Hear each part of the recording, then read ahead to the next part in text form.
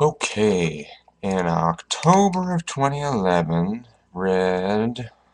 I should have counted this before I started. That was another long month. 1, 2, 3, 4, 5, 6, 7, 8 things overall, and let's see. 1, 2, 3 of those were actually books. But hey, it's is it 8? I don't remember. Um, so the first thing I read was Shadow's Edge by Brent Weeks. I talked about the first of those, The Way of Shadows, in the last video. It's the Night Angel trilogy by Brent Weeks about Azoth. He changes his name to something else in the last book when he becomes an apprentice to Durzo Blint, who is this legendary assassin. So the second one continues the events of the first one, but unless you read it, if I describe anything, then it kind of ruins the first one. Um, but I don't know. I think that it was a really exciting series. It really got me engaged in the characters and concerned about them. Um, with sort of this emphasis on like violence and I guess depravity. It's at times it felt a little bit like he needed to one up himself in every single volume. So if there's all these people that die in the first one, then there's got to be twice as many people that die in the next one, and uh, the way that they die has to be extra bloody, and there has to be more rape and whatever. In that way, it got a little bit tiresome, but the characters take some interesting kind of U-turns that you don't really expect. So, yeah. Then I read Scalped Volume 6, The Gnawing, and if you'd seen the previous videos, Scalped is about Dashiell Bad Horse, who is a takes place in a Native American reservation, and the main character is sort of an enforcer. He works as a cop, but he's effectively paid by this local gangster person, Chief Red Crow, who is in charge of this casino. And I think Volume 6 is a bunch of short stories that are all connected. It does still continue the overall plot, but it's it's not.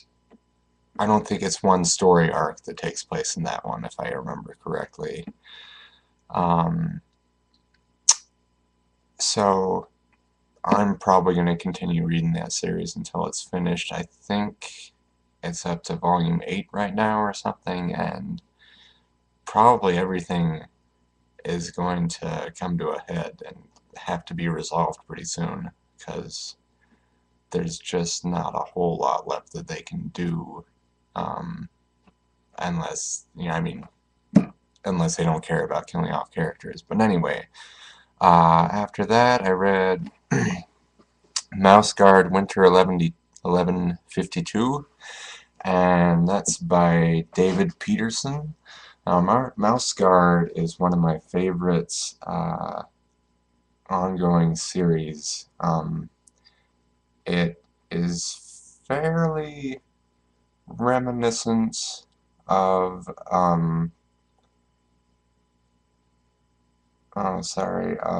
Redwall, but I like it a bit more because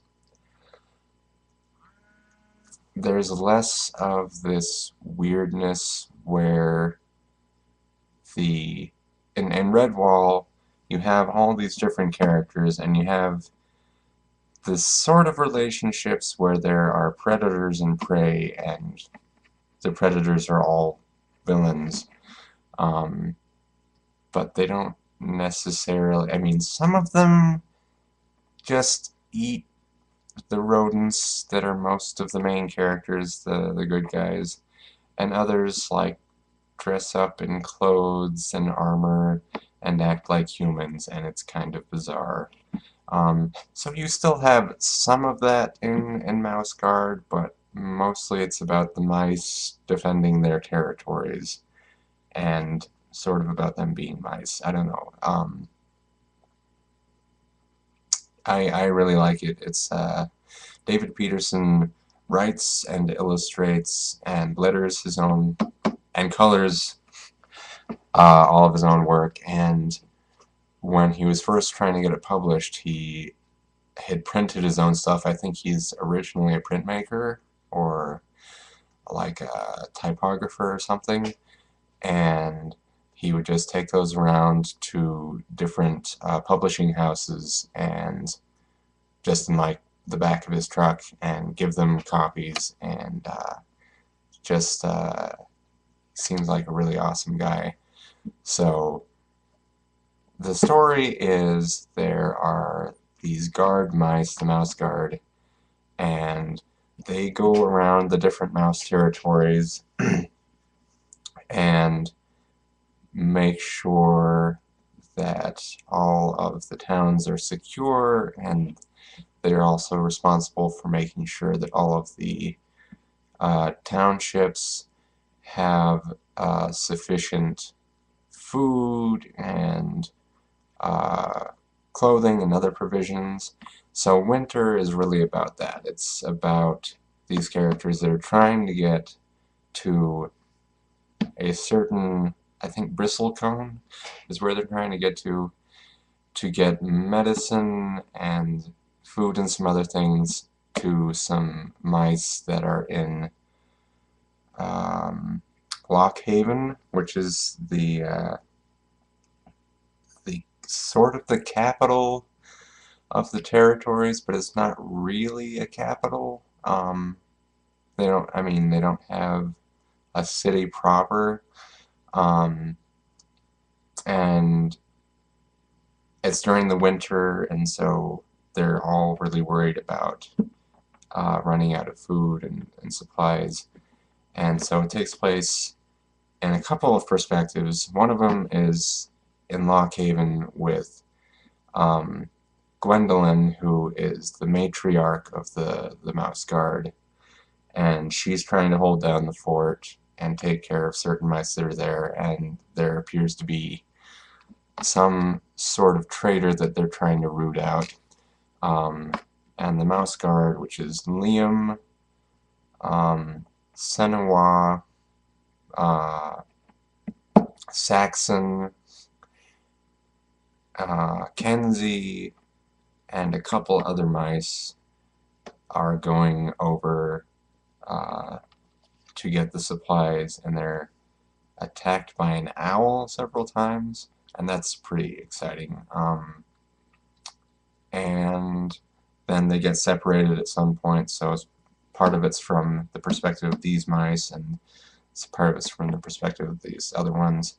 They also go into a little bit more the well, they have a different town that they go to, so at the end of it they have sort of this appendix that talks about the architecture of this town, and then all the different representatives of the different territories have different outfits that they wear that represent where they're from, like whatever their specific trade is that they specialize in, and like the different traits they have at Bristlecone.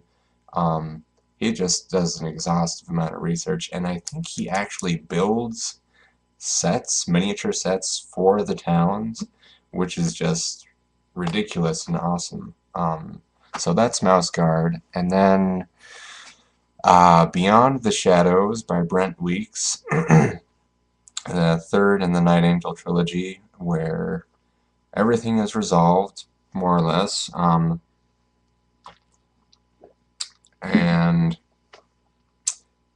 yeah, like I said, just things have to, of necessity, get more epic, I guess, as the series progresses. Um, there's some difficult things in that, certainly. It continues with the violence and the sex is not that surprising.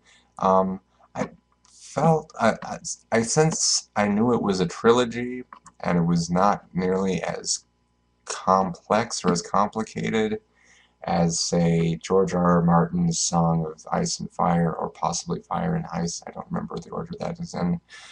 Um, I think it might have been less upsetting. Brent Weeks is good. It was a young adult trilogy, and it was his first set of novels that he did, so that's part of it, whereas George R. R. Martin has been around for a very long time, and he does a lot of editing of books too. Um, but I don't know. I'm torn on it. I like it, and I also have problems with it, but it's worth maybe looking at the first one at least.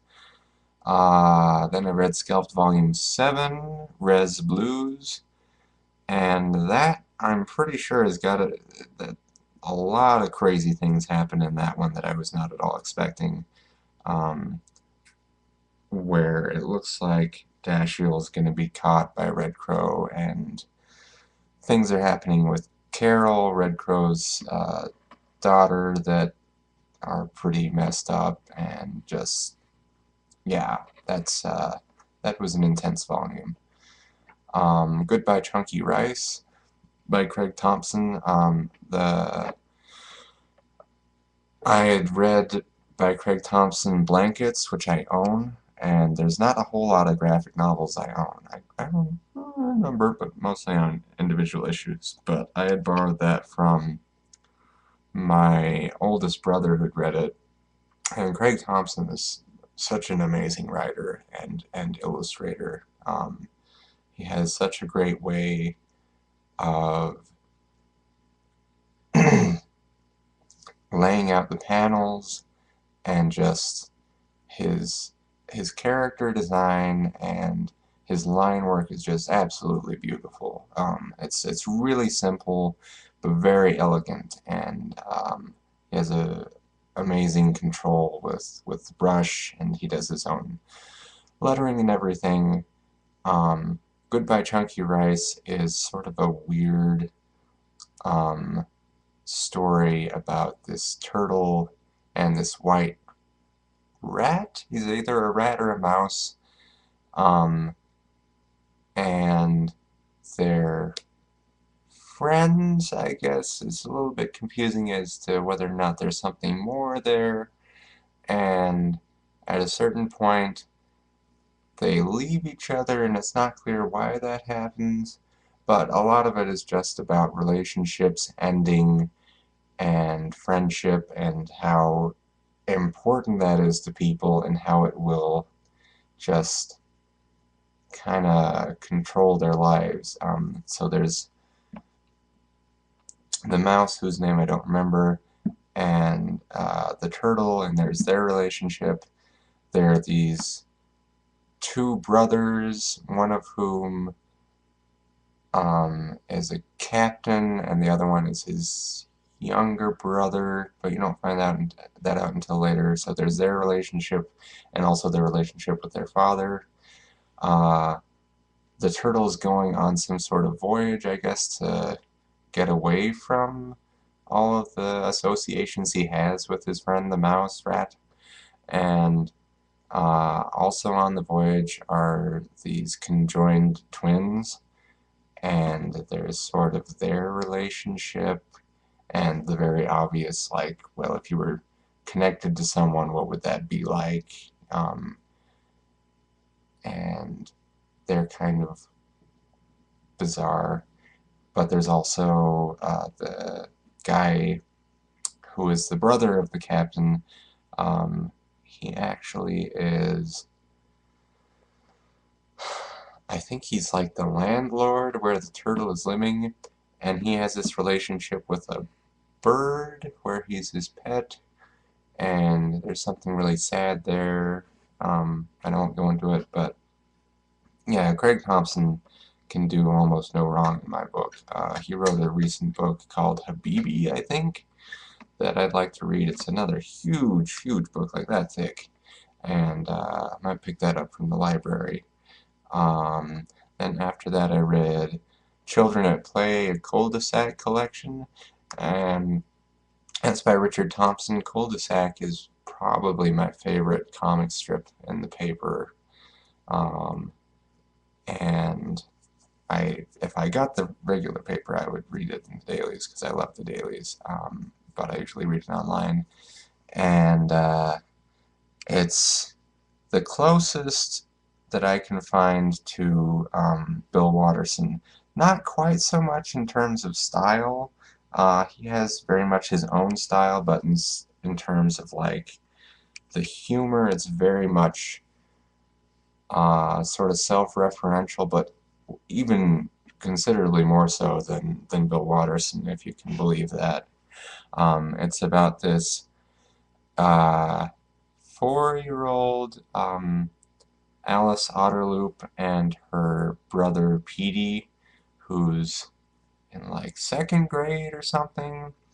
I don't remember how old he is, but um, they live in this town called Cul-De-Sac, I guess, um, with a bunch of very strange people. Petey is extremely neurotic and he likes to draw comics, and he plays the oboe, and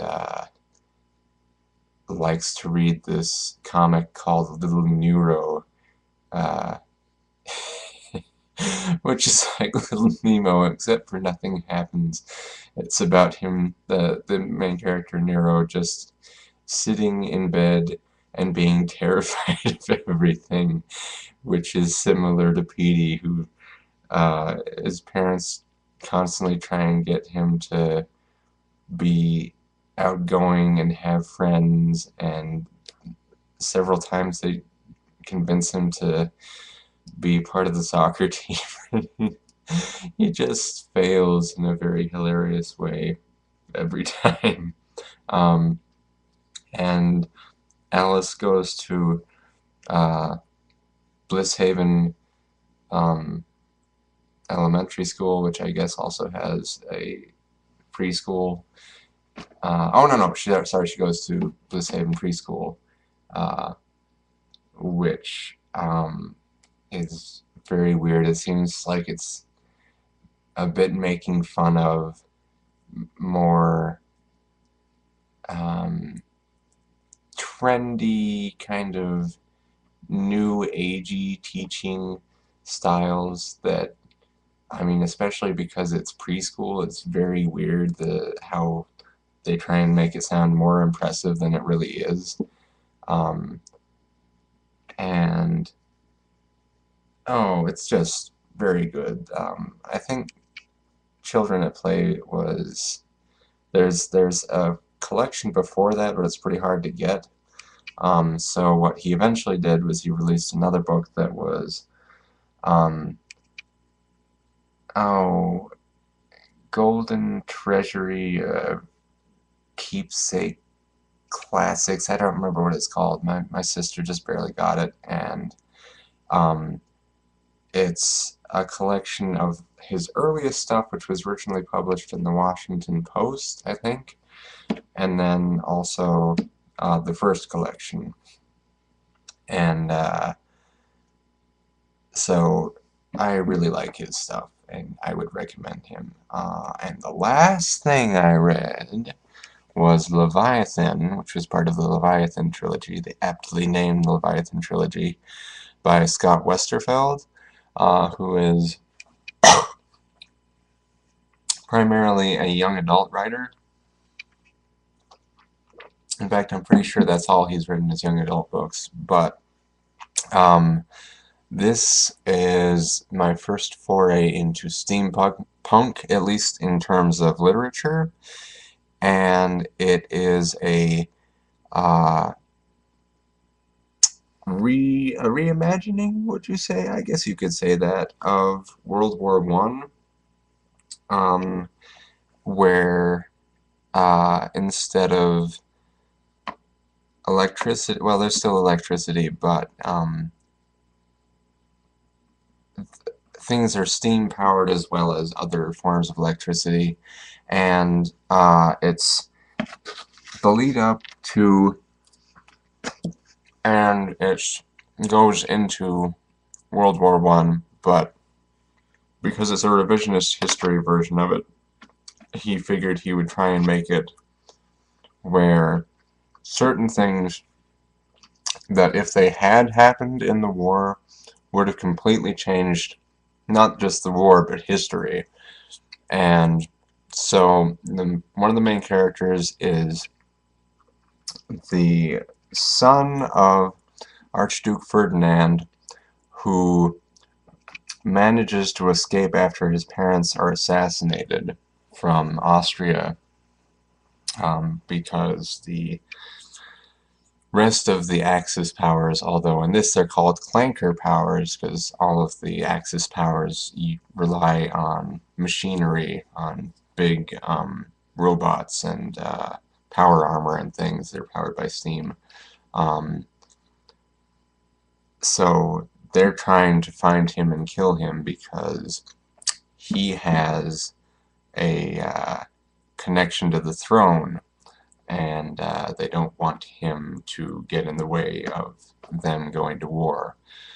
The other main character is, oh, and what is the name of the main, of the Duke's son? Alex. Yes. Um, and the other character is Darren Stark, I think. Stark? Sharp, Darren Sharp. And she is Scottish, and she is 16 years old. I don't remember how old she is. They're both teenagers, though. And she's slightly younger than the Count, not the Count, than the Prince, Prince Alex, Alexander.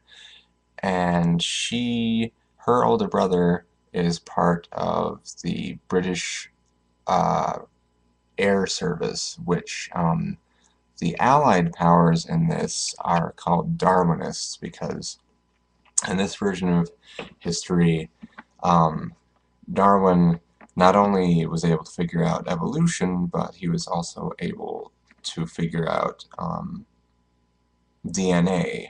And so the Allied powers, for the most part, and there are some powers that are like both clanker and Darwinist, they have these things called, oh, what are they? They're,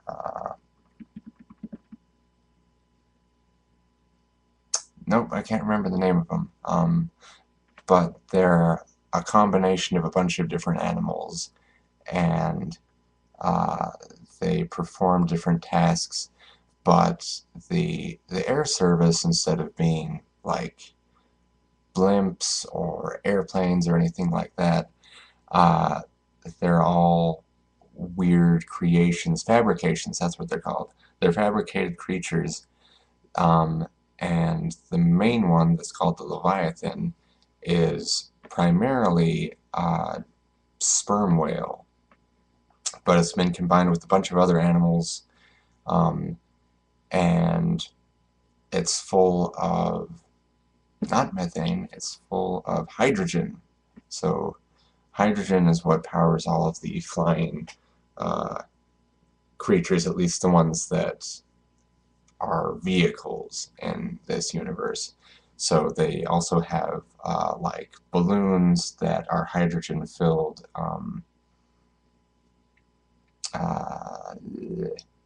They're hydrogen filled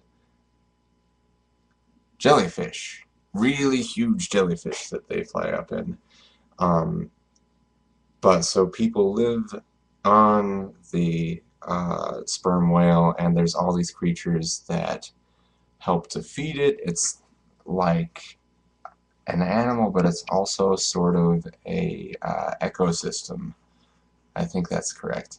And it's just really amazing. Oh, the illustrations in that. Let me see if I can look those up, because one of the greatest things about that series are the illustrations. Um, they're black and white, and I think they're pencil drawings. And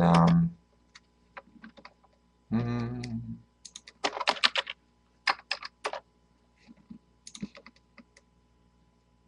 sorry, I should have looked this up already.